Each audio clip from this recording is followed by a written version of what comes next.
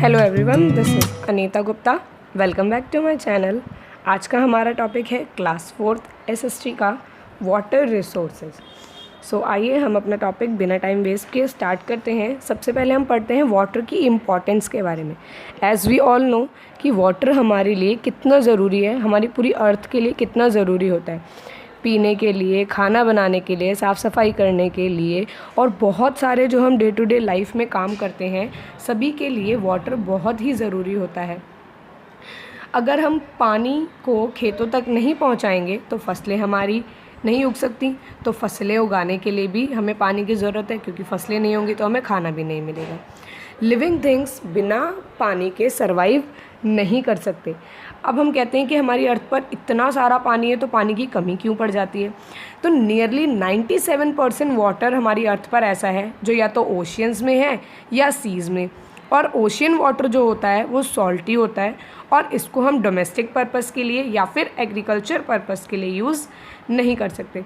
Only 3% water हमारी अर्थ पर portable है। पोर्टेबल का मतलब फ्रेश वाटर है एंड सूटेबल है हमारे डोमेस्टिक यूज़ के लिए और एग्रीकल्चर पर्पस के लिए।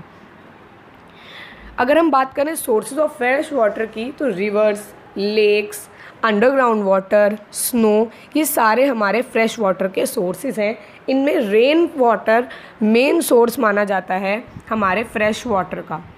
इंडिया में फार्मर्स भी रेनफॉल पर डिपेंड होते हैं अपनी फसलों की सिंचाई के लिए और उन फसलों को उगाने के लिए। आपने सुना होगा कि जितनी अच्छी बारिश होती है उतना ही अच्छा फसलें उगाई जाती हैं। अगर बारिश कम होगी तो फसलें ख़राब हो जाती हैं, लेकिन अगर ज़्यादा हो जाती है, बहुत ज़्यादा, तो फसलें उससे भी ख़राब हो जाती हैं।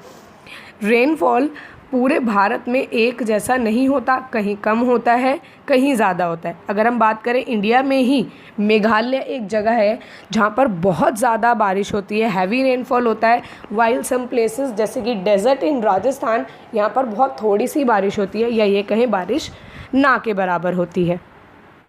ऐसी जगहें जहाँ पर बारिश कम होती है उन जगहों पर फसलों को उगाने के लिए खेतों तक पानी को प्रॉपर तरीके से पहुंचाना बहुत ज़रूरी है।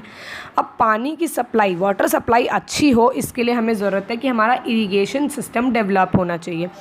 Some amount of rainwater gets collected in lakes and ponds, while some amount of rainwater seeps under the ground and refills the groundwater fresh water. अगर हम बात करते हैं रेनफॉल की, हमारा जो रेनफॉल होता है वो या तो आपने देखा होगा कि लेक्स होते हैं, पॉन्ड्स होते हैं, जब बारिश होती है तो क्या हो जाते हैं, वो बारिश के पानी से भर जाते हैं। लेकिन कुछ पानी ऐसा होता है जो ज़मीन पे गिरता है, वो अंडरग्राउंड चला जाता है और हमारे अंडरग्राउंड जो वाटर लेवल होता है उसको बढ़ाता है। अंडरग्राउंड वाटर भी फ्रेश वाटर माना जाता है। गांव में तो अंडरग्राउंड वाटर जो होता है उसको कुएं खोद के या हैंडपम्प्स के थ्रू निकाला जाता है। In some areas underground water is so deep that it can not be drawn by the digging wells. कुछ एरियाज़ में अंडरग्राउंड वाटर लेवल इतना ज़्यादा डीप हो जाता है, गहरा हो जाता है कि उसे कुएं खोद करके बाहर नहीं निकाला जा सकता। इन सच केसेस, ऐसे केसेस में डीप बोर्स खोदे जाते हैं और मशीन की हेल्प से अंडरग्राउंड वाटर को सरफेस तक लाया जाता है।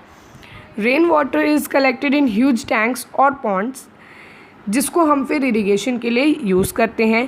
पर जब बारिश नहीं होती तो ये सारे जो हमारे पॉन्ड्स होते हैं, टैंक्स होते हैं जिनमें रेन वाटर कलेक्ट करते हैं, वो क्या हो जाते हैं, ड्राई अप हो जाते हैं।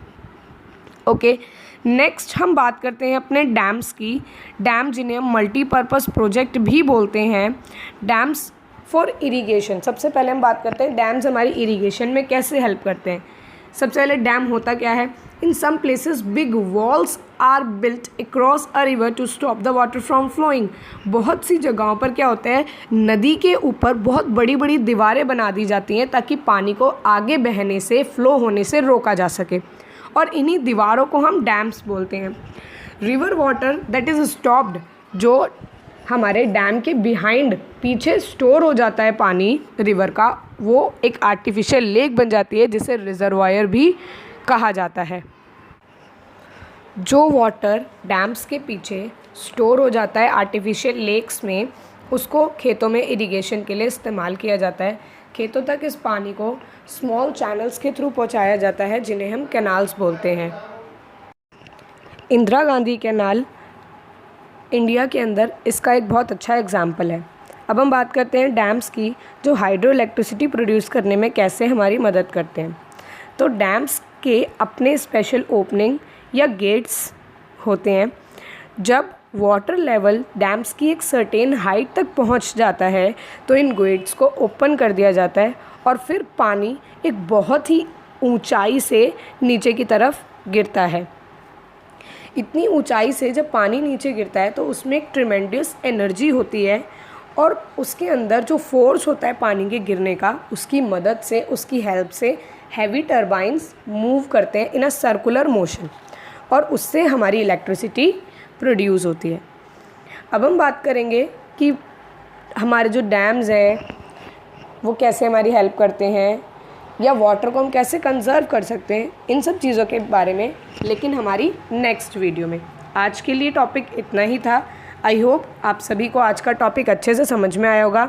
इस टॉपिक से रिलेटेड वर्कशीट आपको स्कूल वेबसाइट पर अवेलेबल हो जाएगी, वहाँ पर जा कर के आप वेबसाइट से वर्कशीट ले सकते हैं। मिलते हैं नेक्स्ट वीडियो में अपने नए टॉपिक के साथ। Till then have a good day. Thank you.